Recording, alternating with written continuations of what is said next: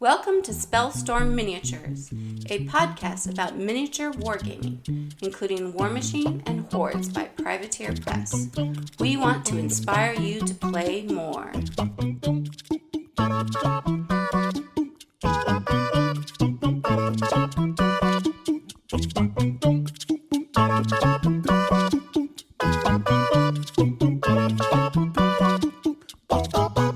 And welcome back to episode 18. This is Jeremiah. And Dan. This is Chad. And we're excited to bring this conversation to you today. We're going to go a little highbrow, meta. We're going to take a 30,000-foot view. I don't know what word you want to use, but today our topic is basically going to be talking about what games are. And we're taking a little inspiration from a book called A Theory of Fun for Game Design by Raph Koster. And he's one of those guys who is in the industry who thinks about the industry and then writes and talks about it. And so there's some things that we're excited to interact with, I guess, as hosts. So that's our fun topic for today. Before we get there, though, we want to check in to see where you guys are at. Have you guys played any games lately? Not really. Trying. I'm getting some organized and keep trying to set some up, but they just kind of fall through or time, and I'll get there. Yeah. How about you, Chad? You playing any games lately? I've gotten some non-War Machine games in. Well, yeah, tell us about those. I got to play a couple of games of Monster Apocalypse. I also went to a trade show for my work for one of our distributors and got to demo a whole bunch of games. That was a lot of fun. So Nice. I got to play test a game that should be coming out hopefully around Gen Con time called Jetpack Joyride, which is a really fun game. I got to demo Copenhagen, the Warhammer Fantasy Roleplay, which is a very interesting percentile-based system, and some other games too. So the Warhammer Fantasy, that one is put out by Cubicle 7. Yes. Yes. Okay. Yeah. Okay. That's they publish some good things. I've had some of their stuff in the past. They're also doing an Age of Sigmar one. I don't know if it's been officially announced, but they're going to be doing an Age of Sigmar one. Oh. Called Soul Wars, maybe? Something like that. So you know how in Warhammer Fantasy combat is super, super lethal? Yeah. And a lot of times you want to avoid it. The Age of Sigmar one is going to be basically complete opposite of that, where you are playing heroes in the midst of this war and you just go do crazy stuff. Because that's what Age of Sigmar is. Yeah, it's okay. It's pretty much like Hold My Beer, the RPG of Dude, I could get on board with that. Yeah, that sounds like fun. It sounds super cool. It's I want to play some Stormcast Eternal hero that just I'm just gonna go take on these two bloodletters. I'll be right back, guys. Yeah. Hang on. That's pretty great. Yeah. All right. Yeah. So non-War Machine games for me, I think lately has just been some Yu-Gi-Oh and some Commander. The boys and I, we've been playtesting some new decks that they got recently, and nice. So we've had fun doing that. And I have since decided to ditch my Commander and try out a new one, and so I'm looking forward to that. Don't ask me the name of the new one because I don't know the names yet. What's the color type anyway? It is black and green, and it's one of each, and it has the ability to when a 1/1 token is placed on it, no matter where he goes on the board, the 1/1 token remains. Oh, it's No, it's not Batterskull. So it's an S maybe. Skullbriar. Skullbriar. There we go. That's the one. Yeah, might be. Yeah, so, no, I know who. I know who that guy is. I was running mono green for a while and decided that I wanted to splash a little black, and which is really appropriate because then that means when we play Commander at our house, every color is represented in one of the decks at least. So that was one color that wasn't really represented in our home. So really, that's so odd because I use black in almost every deck that I build just because there's so much good stuff in there. And you can do a lot of very degenerate things with black-green deck combos. Well, when I was running just standard, before I quit Magic, I was a black-green or a green-blue, depending on where I was at in the world. I like splashing black a lot. Yeah. But I didn't think to do it with my Commander deck. So now I am. Golgari is what it's referred to as. Does a lot of a lot of rude things. Okay. All right. Well, I will be doing some rude things, hopefully. At the moment, Ozzy's he's a mono red goblin, and he Is he playing Krenko? yes, he Boss? is. Yeah. And so I think Did he get the new Krenko that just came out in War I of the don't know Spark? what he has. Oh He my made God. 24 goblins in one turn. Oh, yeah. The 24 1/1s. The Tin Street He Kingpin is really good too. Yeah. And then he keeps doubling every time. And so if you can't deal with those 1/1 goblins, it's brutal. That's why you just need So- removal. Oh, you know what? You know what you can put into your black and green deck that will just kind of rain on his parade. There is a card that came out in War of the Spark called Massacre Girl. It's 2 black and 3 for a 4/4 with menace, and then when it enters play, all creatures opponents control get -1/-1, and then whenever another creature other than Massacre Girl dies, all creatures except for Massacre Girl get -1/-1, and it keeps chaining. Oh, that's wicked. Yeah, it's super There's like good. this So infinite loop of if you just play, goblin killer. yeah, if you play, if anyone is familiar with Hearthstone, it's very, very similar to the Defile card that is played by the Warlocks, which is it does 1 damage to everything. If anything dies, you recast the spell. The ability on Massacre Girl is extremely similar, where whenever something dies, another static -1/-1 gets applied to everything except for her, and then if anything else dies, another one applies, and then another, and another, and another, and it keeps scaling as things die. Nice. It's really good, and it might be a good pseudo board wipe for you to put into your black-green deck. Okay. Plus, I once wrote it down. Yeah. I'm taking notes here. when everything is said and done, you have a 4/4 menace creature. So if you attack with it, it requires It's your 2 opponent to to have block. at least 2 creatures to Yeah. block it. Cool. It's a really good creature, and it's a legendary creature too. Oh, okay. So if you wanted to build a mono black deck around it, you could. Then that could become Yeah. okay. Well, those are options that I will consider. Hey, how about any War Machine games? Commander's my jam, dude. If you All right, we It's could good we to could know. talk for There's a long some time about it. expertise here. So, any War Machine games lately, guys? No. Ooh, you guys. I've been playing Monpok instead of War Machine. Okay. Recently. Well, it's still a PP product, so Yeah. I'm why don't you kind- tell us about your Monpot games? So I got to play. We're doing an Isle of Annihilation League, and I pulled a bunch of people that are not regular miniatures players. Like some of them are regulars that play Magic. Started pulling them into Monster Apocalypse. So I recently got my Sky Sentinel and Strike Jets all painted up. Last week I played Nice. a 1 monster game against a guy named Justin, who normally plays like Menoth and some other factions, but he played Thulgrash, and I played Sky Sentinel. Highlight of the game was I got to use all 10 power dice to throw Thulgrash 10 spaces across the table into 2 buildings. That's wicked. And almost killed him. Like That's awesome. At the end of the game, he only had 1 hit point left, and he managed to, I think, use just Thulgrash's. I think he walked around and was able to avoid standing in a hazard. I positioned myself where there was something in front of me, so he couldn't stand in front of me, and then there were like 2 other places nearby me where he couldn't stand because they were hazards, and it would have killed his monster. But he managed to still position himself, and then I think get just a brawl attack off. Okay. And finish off Sky Sentinel. But playing Sky Sentinel with the Strike Jets makes those Strike Jets really, really accurate. Nice. It's a lot of fun. I think we're going to be getting in some Monpok here at the house because Laura has been bribing Ozzy with Monpok models to get his homework done, and so now he has way more Monpok than I do, and at some point I'll have to catch up to him. But Well, I mean, apes are coming out soon. You've just Yeah. been waiting for those to come out down that's the true. pipeline. Then They I'll come out then I'll this be caught month, up with them so- probably. But Yeah, but I only have Defender X, Sky Sentinel, and then I just picked up another unit of G tanks and Strike Jets. Okay. So now I have 2 of each of those units. So I'm just focusing on guard right now. Yeah. But I did also pick up Kraken Octus because he looks like a lot of fun, and eventually I'm going to get Carnodons, and I want to get like Terracon and Armadax, and cool. I'm just not really interested in Shadow Sun, but Yeah.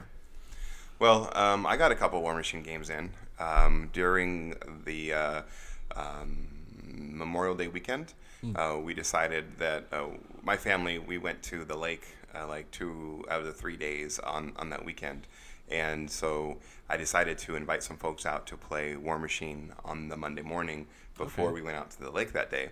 And it was actually a really nice compromise. I got a little bit of game time in, and then I got some family time in. But that morning, I got a chance to play someone who I've known for a long time, and then didn't know that he played War Machine. And so it was really cool to reconnect and then to play a game with him. One thing we did not do, it was a 50-point game, and he was playing minions for the very first time, I think. It was the first time he put his minions on the table. And so I was playing at Morgul 1 at 50 points, and that might have been the first time I was playing Morgul 1 or a second time.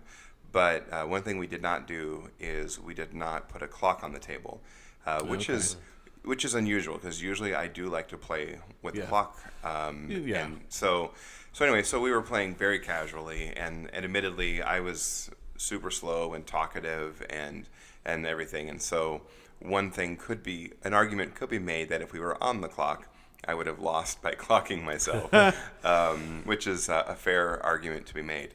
But what ended up happening in that game is I learned how awesome Morgul 1 is, and was able to really go up on scenario and then really apply a lot of pressure on him in the scenario. So at one point I was up 3-0 on my turn, I think, because I ended up charging his objective and being able to take out his objective.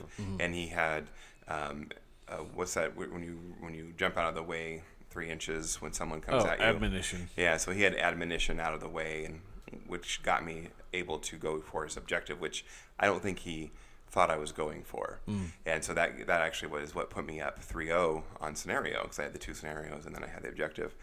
And then Morgul 1 was hiding behind a central building, kind of off to the corner a little bit, and he was able to triangulate a charge, but he, I think, missed the attack, and I dodged 2 inches away, and then he wasn't able to do anything.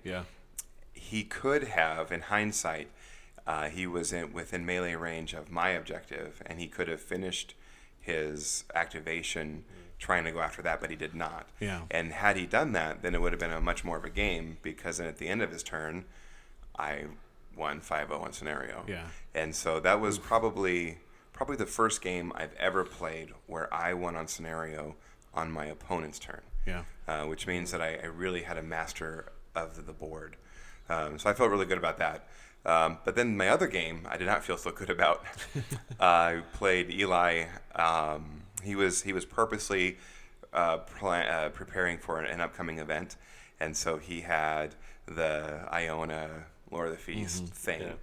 And the way the scenario, I can't remember exactly which scenario we had. I think it was the 2 circles with the square in the middle. Owl face, or whatever that one is. Invasion. I think that was the scenario. More importantly, it was the terrain that messed me up. And so the terrain was put on the table in a randomized fashion, and with a central line of sight blocking, as we normally do in our area, right? And most of the forest was decidedly on one side of the table. And then on the other side, there was this ugly building just inches away from that person's deployment zone. And I have a Desert Hydra, and I'm thinking, ugh, a building, and I was thinking about deployment, and I won the role to choose whether to go first or not. I chose to go second so I can choose my deployment. Evading the building and not allowing him to have the forest. I quickly learned that against Iona, you want to go first if you can. Because what happens was he fully deployed. And then I deployed, and I actually deployed very compactly, because I was sort of afraid of the Lord of the Feast thing, and he had just, I'm telling you, a millimeter out of my ability to get him with my spray from the Desert Hydra. Like, if it was just a little, he didn't measure that. And so it was a very fortunate positioning on his part. And so he was able to, but unfortunately by putting my Desert Hydra there, I actually became within charge range of some some unit or whatever, they can charge 13 and range 2 and I can't remember the names of them, but Ravagers. Ravagers probably. So anyway, but I was pretty compact because I was trying to avoid the Lord of the Feast alpha. Yeah. But unfortunately, I was not compact enough, and he was able to get in there and just, I think he took out like 4 or 5 models, weakened a bunch. And I mean, I took out the Lord of the Feast the next turn, but but at that point, the Lord of the Feast, it did what it was supposed to do. His job. And then, so then I looked at my turn. Now it was my turn, and he was going. Scenario wasn't even an issue because I wasn't hardly contesting anything, and I decided that I would try for an assassination attempt, and so using the ability to cast Ghostly and different things like that, I could get my Warlock in on Iona. Mm-hmm. Now, my Warlock has 2 weapons, a half-inch melee and a 1-inch melee weapon. Yeah. And I decided that I would do everything I could to try to get within half-inch so that I can get that other weapon on them. Unfortunately, doing so triggered something, or it made me spend 2 extra fury that I probably should have not spent, and instead just position myself to use the 1 weapon and then buy an extra attack or 2 depending on how the fury went out. And that would have maybe given me a shot, but after the assassination attempt I just shook hands and it didn't feel good. Yeah. It was and so Ozzy was playing at the other table and Eli offered to re-rack, and I was like, oh, he'll finish their game. And we go home. Yeah, no, their game took forever. I think Andrew and Ozzy were just bantering back and forth, poking fun at each other, and they tried so hard to kill each other and they couldn't. It was Crucible Guard against Trollbloods, and they get done with their game, and I've been waiting around forever, and I'm like, well, we could have re-racked, right, I feel like talking a little too much during the game is a common trait between you and Ozzy. We are very social beings. I will say Ozzy talks way more smack than I do, though. Yeah. I don't talk any smack. I try not to talk any smack. But Ozzy you just want to punch him. He needs some. I almost feel like he needs some good players to knock him down a peg or 2. Well, here it is. His very first. Okay, here's the problem. His very first game against anybody, not me or Dan, was Greg Hunter. Yeah. and so Greg Hunter set the trajectory for Ozzy's War Machine career, and he now thinks everyone's like Greg. Problem is that not everyone is. not very many people are like him. No, Greg is wonderful, and and I thought of all the people that he could have played for the first round that day, I was happy as a dad. I was like, okay, good, he's safe with Greg, right? But I mistook the unintended consequences of playing Greg. Yeah. Because Greg can push Ozzy's buttons and does so. Yeah. And the 2 of them, they go back and forth. It's kind of funny to watch, actually. But Greg has kids and he knows kids, it's good. So, well, why don't we get to our main topic and the underlying question, and this is something that I think every podcast seems to want to answer, and we all have different takes on it and different approaches to it, and there's a reason why we play all the games we play, and there's a reason why some games seem to stick and we keep playing them over and over again. And so the underlying question is, essentially, what are games? And so before we do any reading, if I were to ask you that question, just as a game player, how would you have come up with an answer for what are games? How would you answer that question yourself? I feel like we should have asked ourselves this question beforehand and then wrote an answer down. I know. Because I think the thing that I would have described it, what I would have said was that games are something...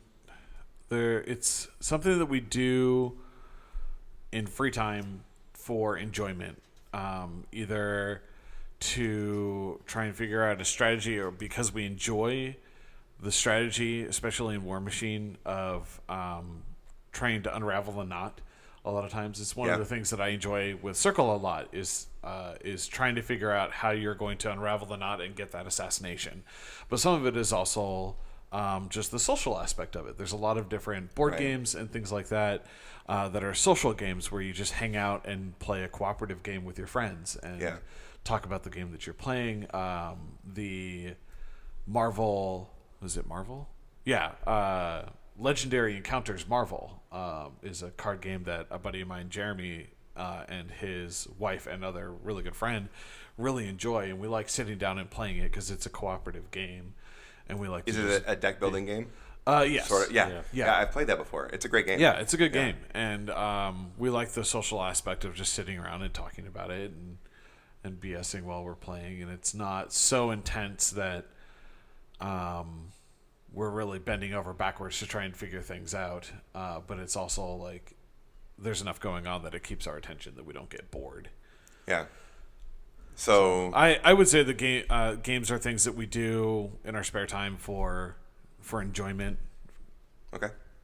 Dan, what would you say a game is? Yeah, so prior to reading the book, it would have been like good to kind of think about that. But I mean, I can set it aside and have the pre-notion of, depending on what you're looking at, right? For the most part, as kind of our adult, games, again, just you want to have fun, you want to try to connect with somebody else, you want to have that enjoyment, you want to have the competition aspect of it somewhat, right? There's that kind of, you want to be able to, maybe you don't, you're not playing any major league type sport, baseball, basketball, soccer, football, any of that sort of stuff. It's another way to do it.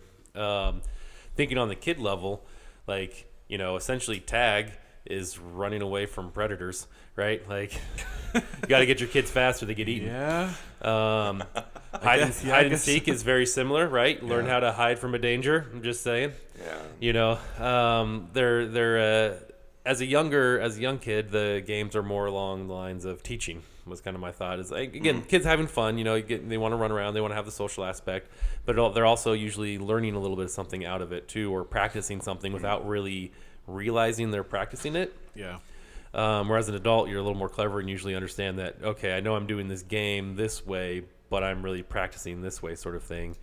Yeah. So, they're time killers, ways to have fun as an adult and just enjoy some things. I think also, I was just thinking about this, I think sometimes it is a way for us as adults to escape from the responsibilities of our everyday lives. Yeah. Is sometimes you just want to go and hang out with your friends and play a board game and not think about the hard day you had at work or the chores you have to do at home or maybe some stress that's at home or something like that.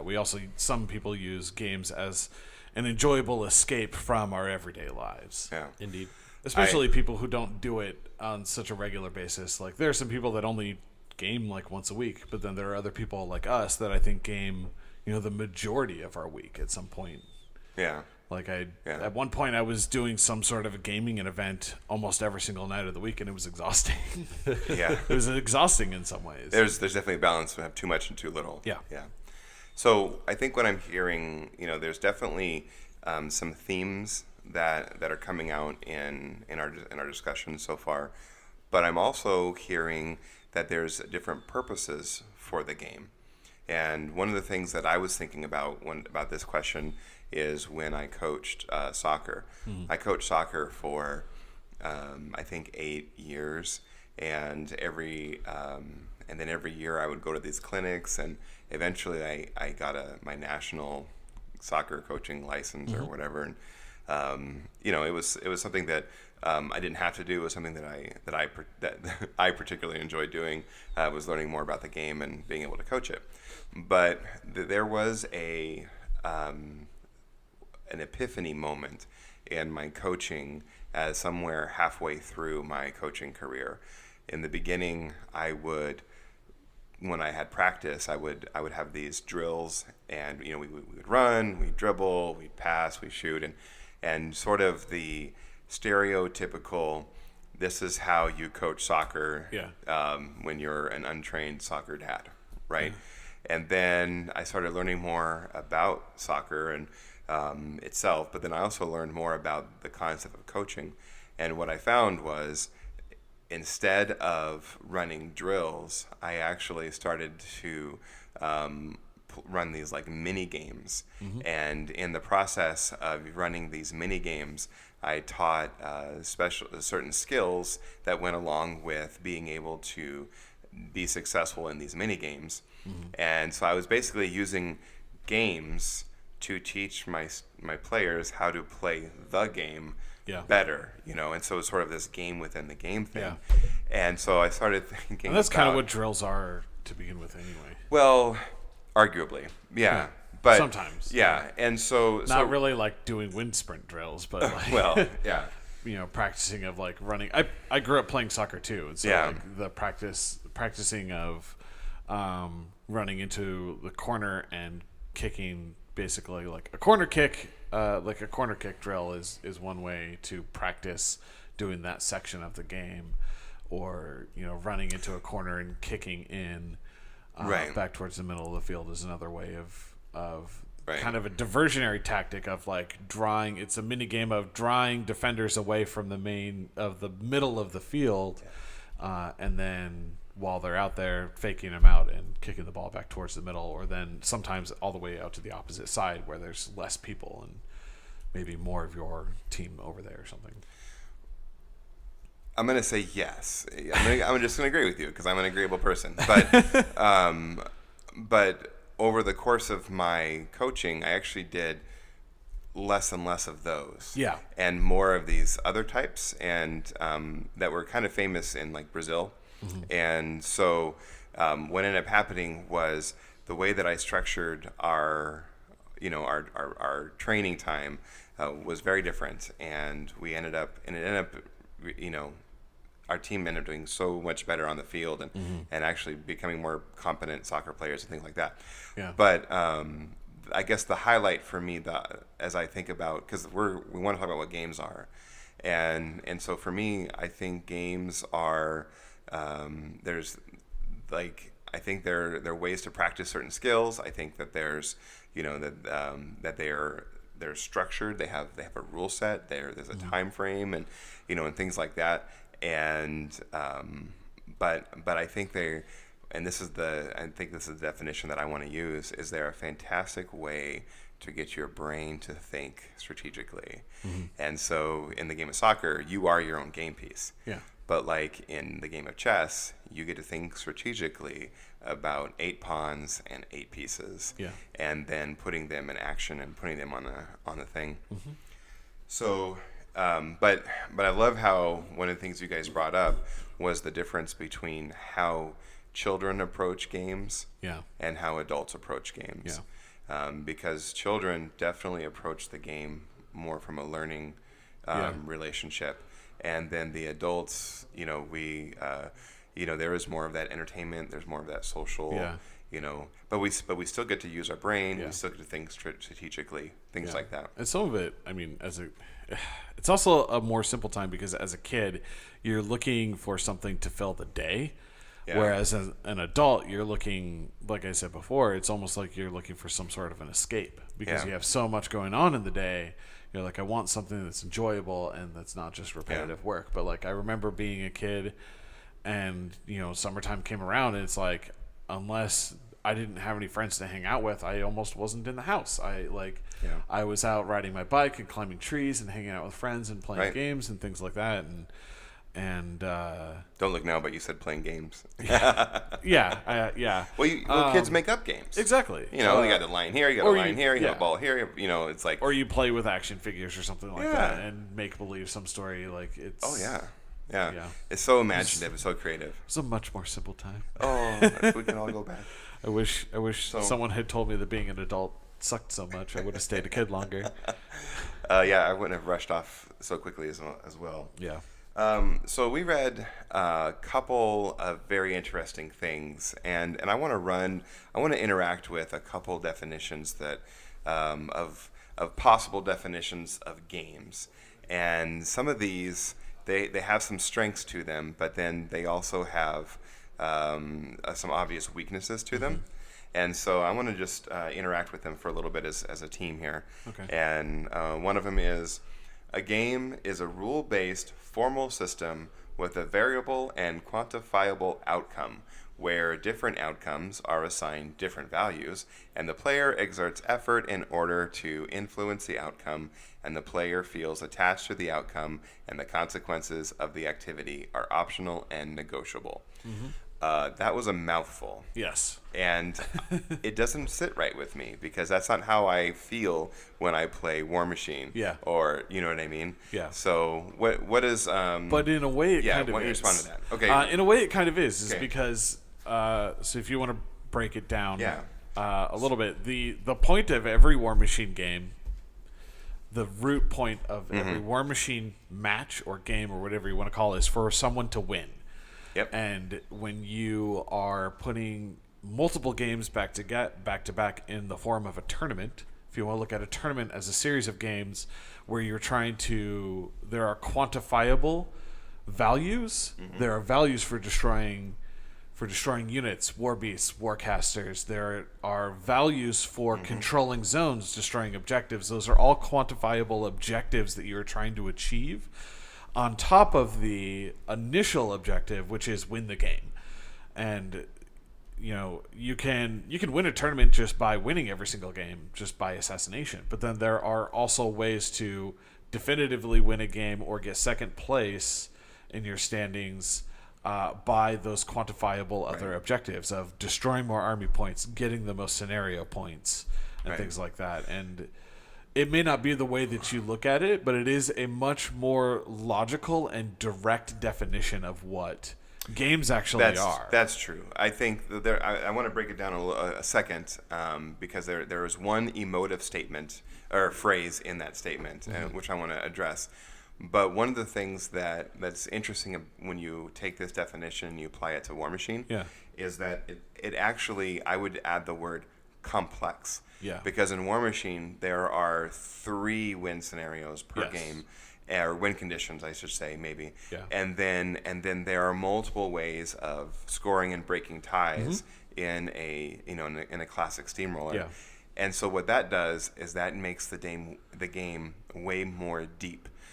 You take this definition though, and you apply it to the game of tic-tac-toe or solitaire or chess. Settlers, Or Settlers Catan. Like if you want to talk about something like a different game that has quantifiable objectives or point values and things like that. Tiny Towns is another good example of that. It's like everyone can build any buildings that they want to, but figuring out the correct combinations of things that will get you the most points is what you're ultimately trying to do.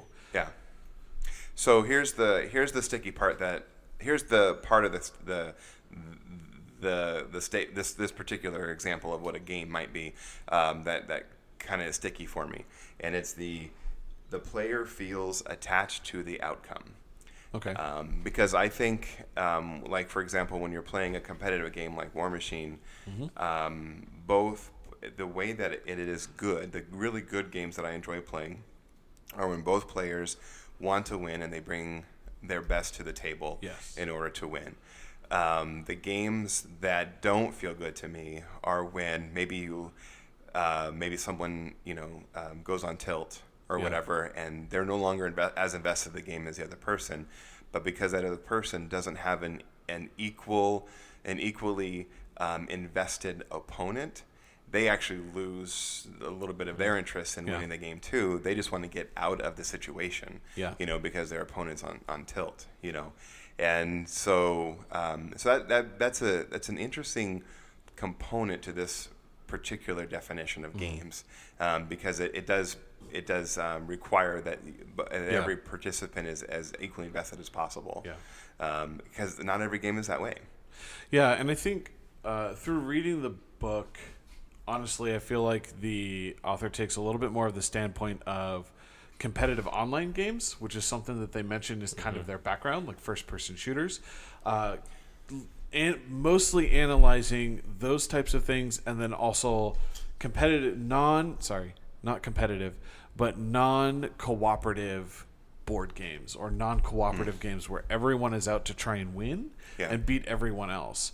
Whereas the interesting thing that I think the reason why we're having a little bit of trouble, or at least why that definition doesn't resonate with you. Well, and for our listeners, that definition didn't come from our author.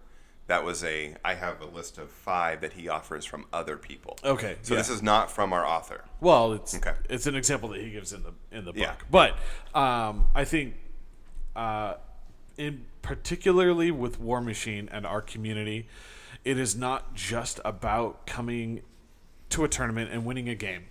There's also a very, very large social aspect. Yes. And social fulfillment to miniatures games a lot of times, and especially War Machine, and especially in our community, that I think makes it difficult for some of the theories that are in this book, or the theories that are mentioned in this book, to apply directly as objectively as are stated in the book. Yeah. Like you said, for your example, like you as a player, I know, don't mind losing a game if you had fun doing it. Absolutely. And that doesn't mean that you don't enjoy the game. It means that you are taking something else from it that is of value, that is different from the stereotypical, I'm looking to win.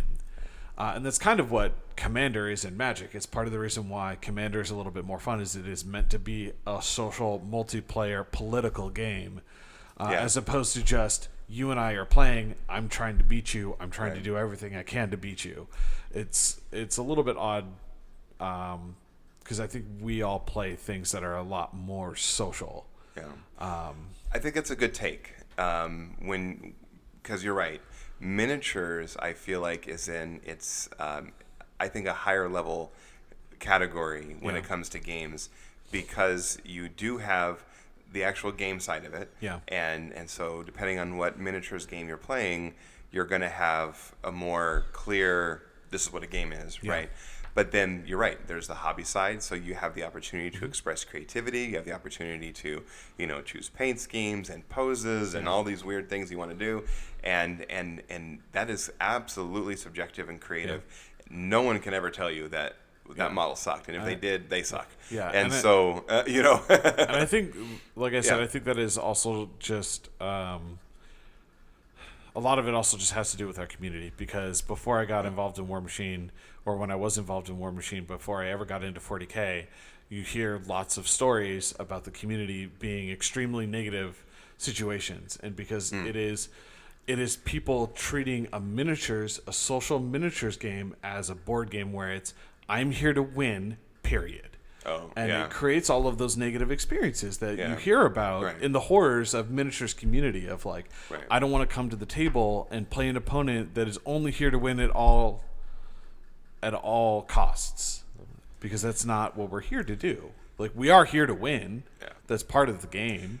But there's also a deeper social aspect that War Machine has done a really good job. The community has done a really good job to cultivate and push away. And I think a lot of it kind of spawns from the negativity of being in a situation where someone was only there to win and didn't care.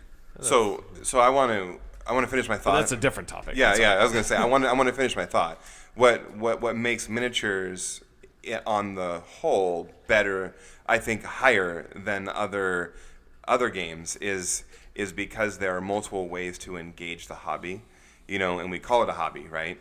And so there's the gaming aspect, which we were kind of already talking about, the hobby side of it, right? The social side of it, which you're talking about, and then and I think all of those thrown into a pot and mixed together, and baked at 425, and you get this like excellent environment of enjoyment. And there's so many ways, like, there are guys who come out to the local game night to hobby, and they don't ever throw dice. And rarely but do. they're still part of the community, and they're contributors, and they're amazing. And so, me personally, when I made the shift to miniatures, that actually scratched an itch that I didn't know existed. That fulfilled a creative hole that I had in my life, and it had the social aspect and all that stuff. And so that's why I have a hard time with some of these like more clinical definitions of what a game is. And I think it's just trying to apply the very bare bones. Yeah. It's a very stark and very true definition or description of what things actually are from a non-social gaming aspect, which are those ones where they're non cooperative, where you are there to win, period. Right. So I have a couple more that I want to interact with. And once again, these are not coming from our author yet. Okay. So one of them is Games are a subset of entertainment limited to conflicts in which players work to foil each other's goals.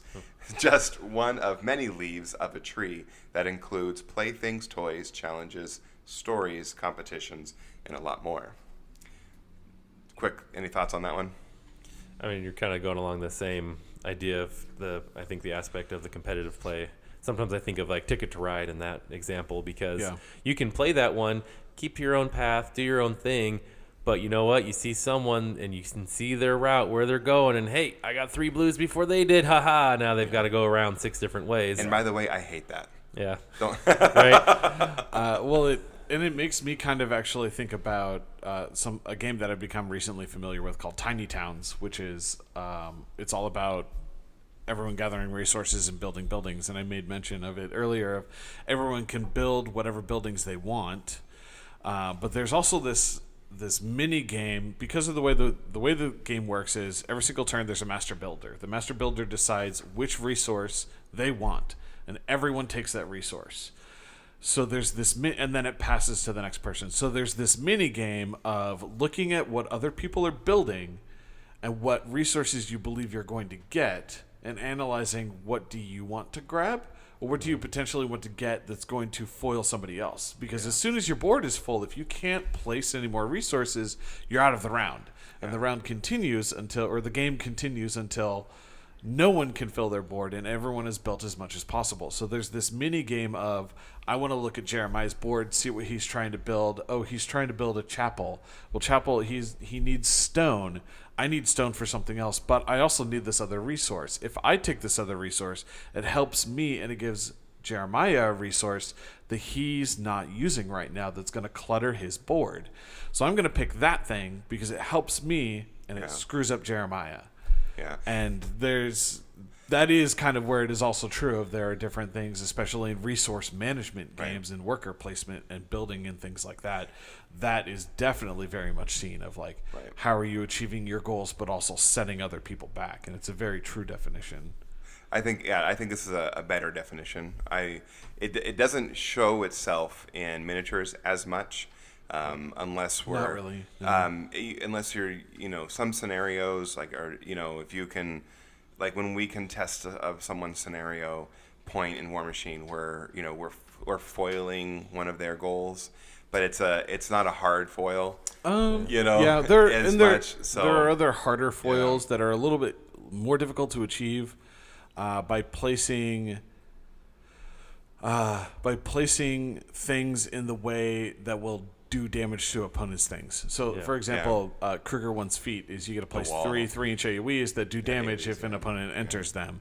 You can place those in such ways that your opponent can't get into a zone or can't get towards a flag that they're going to go to. Maybe they're not scoring it right now, but next turn they were playing to contest it. That is a way to foil your opponent's plan to achieve your own goals a little bit better. Yeah, Infinity. It's just more difficult to do. Yeah, like I said, you hide someone around a building, or you set somewhere up where you get some good AROs or something like that. You're changing someone else's game plan maybe a little bit, trying to make them throw them off their game so that they have to now rethink, either taking up time or energy, whatnot. Yeah. I would argue in War Machine, sometimes that can happen at list selection. Yeah. Like if you have a hard counter to someone and they're naturally gonna choose the other list that doesn't have the hard counter. That's sort of a foiling. It's more of a meta foil. They're more subtle things like having an answer, someone playing a heavy upkeep list that is reliant on their defensive upkeeps, or something like that, or their upkeeps against you. If you have a way to deal with that, you are foiling your opponent's plan and path to victory, and you are progressing your own. And some of it also more comes from model placement, being in good positions to stop people from moving where they want to, or threaten things like free strikes or counterattacks. It's a little bit different, but I think thinking about it a little bit more, I disagree that we don't see it as much in miniatures gaming. I think it's just a very, very different. It's more nuanced. It's far more nuanced and more. I'm with you too. I'm shifting. I'm coming back to. Yeah. You're like, oh no, I don't do anything to foil my Yeah. opponent's plan except for when I inconveniently place that heavy war beast Or this somewhere entropic to aura. counter a charge, or At me, bro. entropic my aura. bronze yeah. back. Yeah. So here are two more. I just have two more, and they are more succinct and really get to the point of what games are, and let's interact with them. So the first one is a series of meaningful choices. Yeah. For the most part, yeah. I mean, Okay, all right. yeah, well, okay. Yeah, I okay. mean, like I said, it depends on your game. Again, tic-tac-toe, for example, that's used widely in the book is, I mean, I guess you could have a seemingly number of tactful choices, but Yeah, for the record, for our listeners, Yeah. fun fact, there are only 125,168 possible games in tic-tac-toe. Oh. So Good. Yeah. So Sorry, I set you up I for was that afraid that I didn't have any options. Well, yeah. So here's the next one, and this one I think this one is hang on as a second. another. You wanna I actually have a quote from a Magic card Okay. that I think is kind of Apropos. relative to this. Yeah. Okay. So there's a card where there's a quotation from it that says, "My ancestor Toshiro used to say, life is a series of choices between bad and worse. I am a master of making great bad choices." I think that that could be a life motto for Yeah. some of us. and it's sometimes playing a game is making the best choices, but sometimes it is making the best bad choices. Yeah. To try and figure, and that's a little bit more of a That's how I vote. making the best of a bad situation, and trying to maybe salvage some wrench that somebody's You didn't thrown laugh at into my it. joke. I Okay. was trying to avoid political, very good. political standing. So moving on. And trying to finish my thought, Jeremiah, before I lost it. I'm you're a really trying bad to host. foil him. I'm you trying would to say. foil. So here's the last quote that I want to interact with. Says, "One or more casually linked series of challenges in a simulated environment." Yeah. I mean, I really like the idea. The last two talking about choices. Yeah. And I think some of the best games are ones that give players really meaningful choices. Yeah. And when you don't feel like you have a choice is when the game really loses its fun value and its replayability. Like of those 125,000 odd tic-tac-toe, options, some of those choices that you have to make are built in for you. You have to go there, otherwise you lose on the next turn, kind of thing. And that's what makes some of the games that we play that are really wide and deep, because we get to make a plethora of series of meaningful choices. So I kind of like those last two a little bit for those reasons. So our author wanted to bounce his definition of what games are off of those examples. And so how would you describe, after having read the first few chapters, and specifically the third chapter of this book, what does our author think a game is?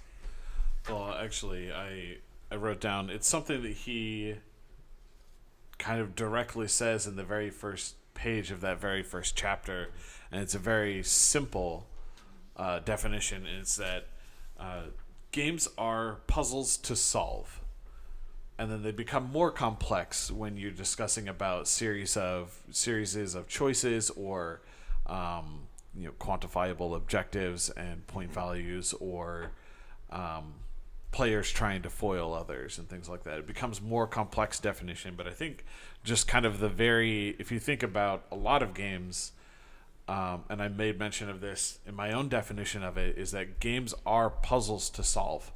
It's a way to make our brain work where it doesn't feel like work as much. You actually did, but you didn't use the word puzzle. I know. Yeah, I said not, and I did that on purpose. And later on at the end of chapter 3, he calls games teachers. yes. He really focuses on the learning aspect of games, and I think that comes from him being a parent. He really interacts with how he teaches his children games. But as adults who game, we don't need teachers as much. Like, what is War Machine going to teach me? I mean, It's more of there's a sort of an evolution. I can tell you a lot, actually. Humility. No. losing with grace. No, one of the things that you kind of talked about a little bit earlier without meaning to is playing on a clock. Playing on either a death clock or specifically if you're playing timed turns. What it teaches you is to quickly analyze, take in information, analyze it, create a plan, and execute a plan.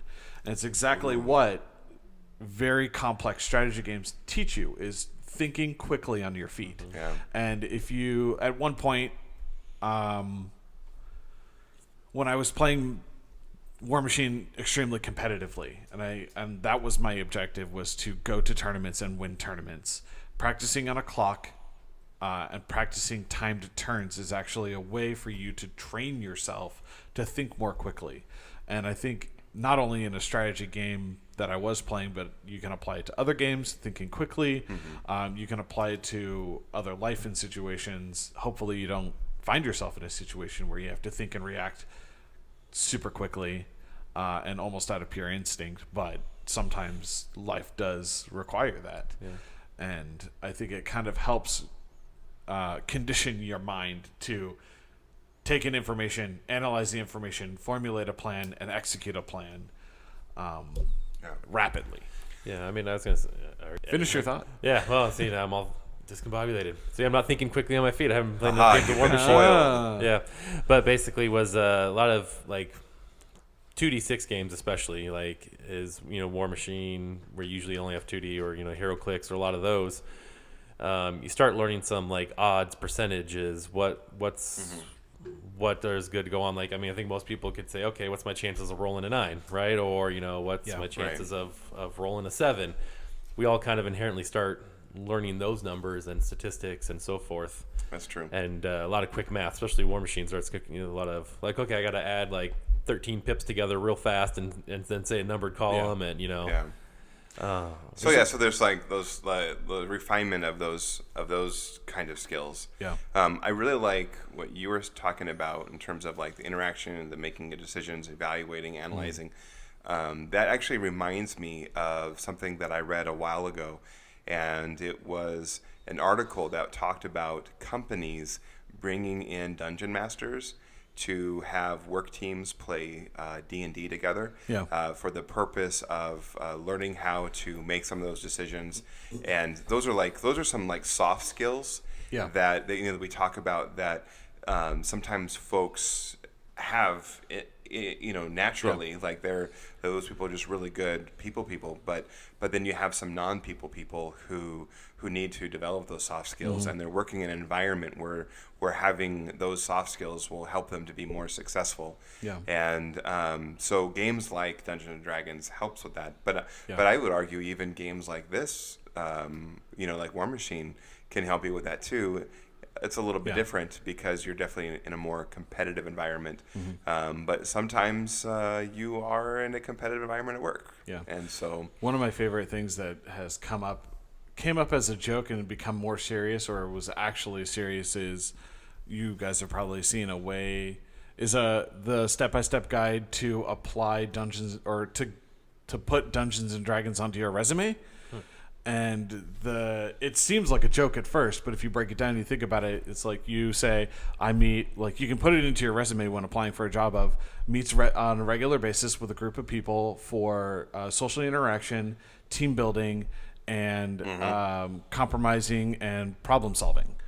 And that is exactly what D&D is you are a group of people socializing, compromising to try and figure out a plan to figure out a problem in a story that you're playing in. It sounds like a joke at first, but it's completely serious, and it's something that people don't really think about. And it is a way for, like you said, to teach people soft skills of social interacting, where they get to play someone that's not themselves. And it gets done in certain nursing homes and things like that, where there are people of different mental capabilities and things like that. The ones that are more capable, a lot of times they've been places have been starting to introduce D&D as a way to teach people in a controlled and safe environment acceptable social interactions. Yeah. And things like that. It's a powerful tool, and it's like it was something that was started as a game, and now look at the serious impact that it can have on somebody's life, and teaching people how to be willing to compromise with other people, and not always just say, well, I'm going to do and say whatever I want because I want to. Yeah. Don't go charging in the dungeon like Leroy Jenkins. Yeah, exactly. Yeah. So I think in many ways we are just sort of scratching the surface on the topic of what games are. I think it's a good conversation for us to have and maybe come back to again in the future and dive a little bit deeper, mostly because we are a podcast that talks about games and we want to inspire people to play more games. And so understanding some of the games that are out there and maybe what you can get from them, what you can learn from them in the process of playing them, can maybe help our listeners, maybe choose to try something new, or try a new game and or meet some new people, and go out there and be bold, I guess. I don't know. And so in some ways I kind of want to put some closing thoughts on this, at least our conversation today. Not the topic, because we will definitely revisit the topic again. But I want to put some closing thoughts on it today, and then I want to get to our hobby desk and talk about what's coming up for our future. So, So any closing thoughts before we move on? Just that's kind of an interesting way to break things down and look at this has been a simple read so far, and like I said, look forward to reading and checking out a little bit more of it. But it's been a way to take a different eye on a multitude of games. Even like I said, one I recently downloaded, and then like I started, instead of just looking at the skin of the game, I started thinking more deep into the root and like figuring out exactly how the game works, what it's trying to tell me already, and break it down, tearing the veil. My opinion is a little different. I actually kind of struggled. I started reading the book from the very beginning, getting through, and I got through about chapter 4 before I went back and started to try and reread chapter 3. And I talked to Jeremiah about this away from the cast. But I haven't read very many books that are like this, and there's something about it that just kind of scratches me in the wrong way. And I was thinking about it. I was trying to reread it. I had a difficult time, honestly, kind of getting through some of the book. And I don't know if maybe some of it just has to do with the fact that I'm a little bit younger than you guys. I don't have any kids. And so there's a very different feeling. There's a very strong disconnect that I feel with the author, who also has kids and talks about watching his kids play games and what they're learning from it. And then kind of brings about why he starts really analyzing what games are and what they do and what they teach us and things like that. And I feel like part of the issue that I have with this book or this chapter in general is that I feel like it overanalyzes and dissects something that I don't really feel like needs to be picked apart from a personal standpoint. Maybe as a gamer and not as a game designer, the subject is pulled apart and looked at from an angle that I don't really feel like needs to be done. It feels kind of like a lecture from a person who has an exceptionally high regard for their own opinion, is kind of the way that I felt reading the book a little bit. And it feels a little bit patronizing in some places, and not all of it was in this chapter, but some of it is kind of in a little bit. Some of the other just little anecdotes that are in there, and it's weird for me to try and think about the subject that's in there and the opinions that are given, because it feels over analytical to me. But maybe that's kind of what is good about it. Is it's actually stopping and thinking about what games are and the reason why we're playing them, or the reason why I'm playing some certain games in particular. Yeah, this is going to be the third time that I'm reading the book, and I think some of that you'll be assuaged for and more and deeper into the book and some of the further chapters. Yeah. I actually feel like he takes something that he knows a lot about and makes it simple and accessible for people who maybe don't think about this or maybe aren't in the gaming industry as well. I feel like he's playing with his audience. Like he definitely has the people who are hardcore game designers. They make board games and whatnot and video games and things. But then he also has people who are like their parents and their sisters and who like to play games but don't really think about why they like to play the games they like to play. Yeah.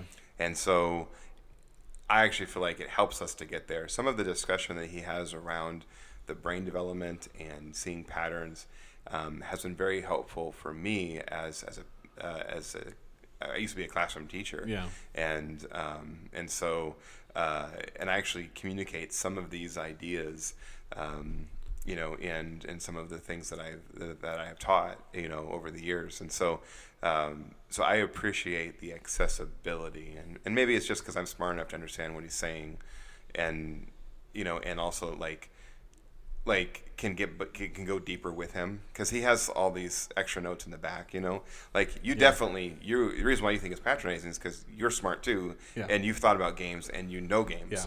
And so maybe if our audience are people who think critically about games on a regular basis were to pick this up, they would feel the same way as you. Yeah. Admittedly, when I first picked it up, this was 10 years ago, more than 10 years ago, or whatever. I don't think I thought as deeply about games as I do now, and so when I first read it, it was very impactful. And so, and reading it a second time when the 10th anniversary edition came out, and then with updated data on some of the stuff that he's presented, and then now this is my third time. So I'm looking forward to it because now I'm even deeper in games, and now I have a podcast where we talk about games. Yeah. And so I definitely am reading it with a more critical eye than before. I was completely enamored the first time through. Yeah. And each time I'm reading it, I'm starting to see more and more. Yeah. And have my own thoughts about it. So Yeah. I hope that it'll be a rewarding experience for you. Yeah, and I maybe my standpoint is also like it's a little bit overly critical because this was not a book that I came to on my own. I bought it for you. I know that. This is a book that I was given as an assignment, and so it feels like homework. Oh no! It wasn't meant to be an I know, assignment. I know, and maybe subconsciously there's a part of me that's thinking about Pushing it a it little back bit on those overly teachers. critical and just trying to naturally be a little bit more rebellious, I should try better to be more open and absorbent of it and accepting of it rather than trying to be. It's good. You're fine. Yeah. There's going to be some things that you'll like, and there'll be some things you don't like, and that's absolutely fine. So, anyway, yeah. Well, let's get to the hobby desk, and let's talk about what you're working on and what you're looking forward to finishing. What do you have on your hobby desk? Oh, you want me to go first? Yeah. Okay. So, I'm going to be doing the Free RPG Day campaign this Saturday at Guardian Games, and so I'm running 2 sessions of Through the Breach, and so I ordered some Reaper minis to be the bad guys in the story. Okay. And so I got those. Actually, just finished painting up the mole man, and then I got an awesome snake. I have to. I'm gonna put a coating on them to finish them up. But I have the big bad boss person that's left to do, and I won't describe the person because it's the big boss in case anybody's going to be in my session. Yeah. But anyway, I took it over to Wes's this morning, and we got a tutorial on how to do an airbrush, and so we started airbrushing her, and then we started airbrushing it, and he offered to finish it, so he's gonna finish that, which means that cool. I get to go back to some of the other things on my hobby desk. Yeah. I recently got some transfers for the shoulder pads on my brazen claws that I'll be working on, and so that'll be really good because I have some Space Marines that are those easy push together ones. Oh yeah, easy to build ones. Easy build ones, and No so glue not assembly. a lot of crazy posing, and they're very generic, and so I can easily just give them the Brazen Claw paint scheme and then put the transfer on, and they'll be good. Very cool. So I got that, and then for my second Scorn list, I think I need to build a couple more things. I haven't figured out exactly what it's going to be yet. Your kaiju stuff. I have a lot of kaiju stuff. They've been on the last couple of weeks for work have been just really crazy. Yeah. And so, like, I'm going to be gone again, later this week. And Lock and Load's coming really fast, and I'm not going to be able to play it painted, which I'm really sad about. But it is what it is. What about you? I always have tons of stuff on my hobby desk. What I'm currently working on, though, is I realized the other day that I had the hopes and dreams to take enough Monpok miniatures to play a fully painted 2-monster game. Nice. And I realized that I didn't have enough units the other day, so I bought a second unit of G tanks and a second unit of strike jets because I'm primarily going to be playing Defender X and Sky Sentinel. Nice. And I recently finished my Sky Sentinel, and I also recently joined the Monpok 2018 Facebook group too, along with some other people that started playing at the store. And so I've been posting some stuff there and seeing some really cool paint jobs and things like that. Nice. So I recently just got back my second unit of G tanks plus strike jets from priming. Scott was kind enough to do that for me, along with priming a bunch of other stuff. So I have those to work on, and the paint jobs that I did for them they're not super spectacular. They're pretty simple paint jobs, but I put a lot of work into Defender X and also into Sky Sentinel. So I'm hoping to get those done. Should be pretty quick. Probably be able to knock those out this week if I just dedicate some time and if I don't do other things that I've been occupying myself with recently. And then I have Kraken Octus to paint up too. And I'm hoping to maybe get some buildings done here soon as well.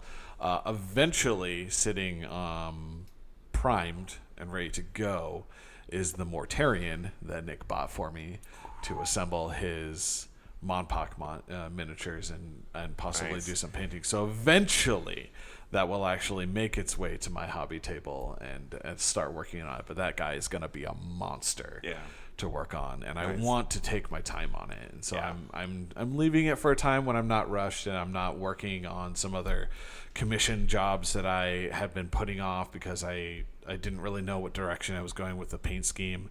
I've got some orcs that I'm doing for a friend, and I finished his trike for Speed Freaks. I'm working on his War Boss now. I've got a Weird Boy to do, and then he also gave me a Noise Marine to paint, the new Noise Marine model. Okay. I haven't seen that one yet. It's a pretty cool one. It's incredibly difficult to find now, but if you can't find it, it's a cool model. I have no clue what I'm doing for the Noise Marine, but I'm working through the orcs, and then he's got more stuff for me after that, and that's a commission work that I'm doing. Cool. Dan, what's on your hobby table? Well, recently I finished up, like I said, some Raiders and Valka and Pig Lookouts. So now I got to finish my Kolgrima and another unit of Ninja Bears. And then other than that, I've actually been kind of starting to work on a little bit of Infinity terrain. Nice. Oh, cool. So, very cool. Yeah, that's kind of what I got going. Very Sweet. cool. Are you going to Lock and Load? I forgot. I bought a ticket with a good chance of going, and now with some things that have come up, it's pretty much a 1% chance I'll go, sort of thing. Shoot. So, yeah. I'm sorry, that sucks. Yeah. I just recently bought my ticket finally. Hey, Oh, congratulations. you could have bought mine. Well, sorry. Speaking of Lock and Load, that's coming up June 21, Yep. 22, and 23 at Bellevue. I'm so excited. Oh, dude. It's the weekend before my birthday. You know that, right? Oh, it's even better. Yeah. Nice. We get to celebrate your birthday. Yeah. Dude. So I'm looking forward to it. Yeah. I'm looking forward to playing lots of games and pushing some miniatures. I haven't decided what I know I'm taking Circle because I got rid of my Signar, and I actually had to pack and ship all of that stuff to California recently. So our recent discussion, our recent episode about packing and shipping models was very helpful. Nice. I know I'm taking Circle. I just haven't figured out what lists I'm going to try playing because I don't want to take. I took almost everything in faction last year, and I don't want to take that much. Yeah. I'm taking Plus, two. I need room for Monpok stuff. So Yeah. I'm just taking 2 lists and just going to play those all weekend and meet people and have fun. So I want to have like 2 75-point lists and then like 2 different 50-point lists to play for like smaller point games. Oh, that's a good idea. Yeah. Maybe I'll do that. Yeah, and I want to play like I'm. So I think the 275 lists I'm taking are just my Grail Devourer's Host and my Krieger 2 out of theme, just because I know those lists well. But those are super competitive ones, and I want to take a couple of 50-point lists that are going to be a little bit more fun. Yeah. So. Yeah. Well, I want to thank everyone for listening to our episode 18 of Spellstorm Miniatures, and we hope that our discussion helped you to think a little bit more deeply about the games that you play, and we want to keep inspiring you to play more games. And we want to ask you to do us a favor. If you like our discussions, if you like what we're doing, go ahead and go online on whatever application you're using to listen and give us a good rating.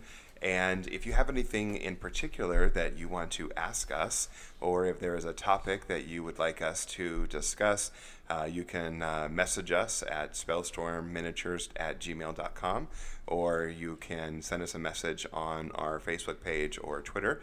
And you can even find us at spellstormminiatures.com to get a link to our Discord server, and all 3 hosts are on there, and we have a great discussions about all kinds of the games we play, and even some of the fun Kickstarter things that are coming out that we're supporting.